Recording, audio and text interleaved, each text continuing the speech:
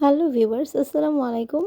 ঘরে থাকা সামান্য কিছু উপকরণ দিয়ে এই বাটিটা ইউজ করে হুবহু কেএফসি স্টাইলে ফ্রাইড চিকেন তৈরি করে নেওয়া যায়। তো চলে যাচ্ছি রেসিপিতে।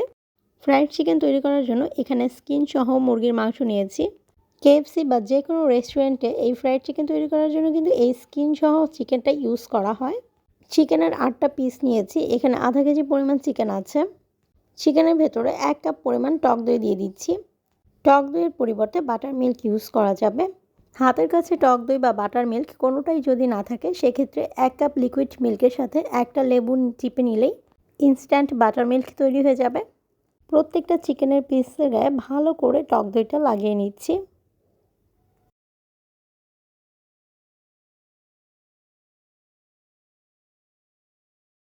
চিকেনটাকে ঢেকে রেস্টে রেখে দিচ্ছি 1 ঘন্টার জন্য। 1 ঘন্টার জন্য চিকেনটা টক দই দিয়ে ম্যারিনেট করে এভাবে রেখে দিয়েছিলাম।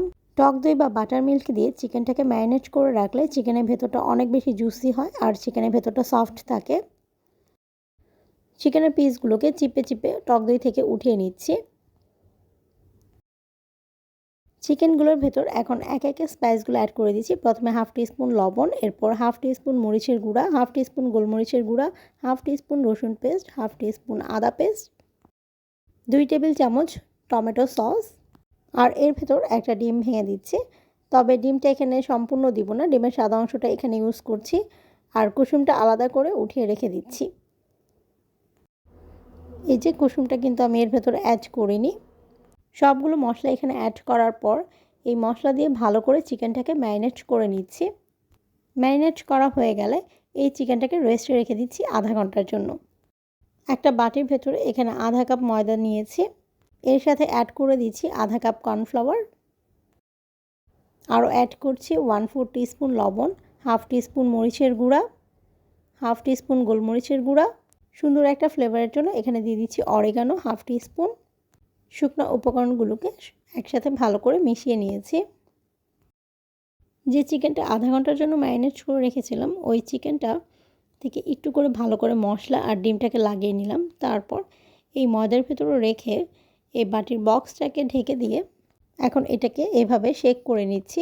এতে করে চিকেনের গায়ে ভালো করে ময়দাটা কোট হয়ে যাবে। এইভাবে বাটি ইউজ করে ফ্রাইড চিকেনটা তৈরি করলে এই যে মশলাটা অনেক সময় হাতের গায়ে লেগে আসে, এটা কিন্তু আর লেগে আসবে না। সম্পূর্ণ চিকেনের গায়ে খুব ভালোভাবে কোট হয়েছে এই ময়দাটা। প্রত্যেকটা চিকেন এভাবে ময়দা দিয়ে কোট করে নিচ্ছি।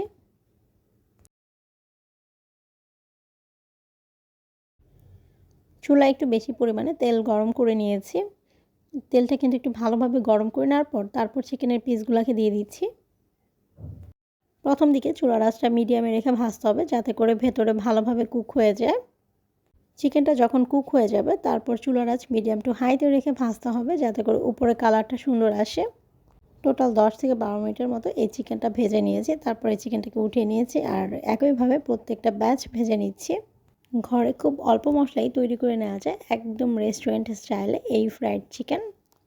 এই চিকেনের ভেতরটা কেমন জুসি হয়েছে এটা আমি একটু দেখিয়ে দিচ্ছি। দেখেই বোঝা যাচ্ছে যে ভেতরটা কিন্তু অনেক সফট আর জুসি হয়েছে।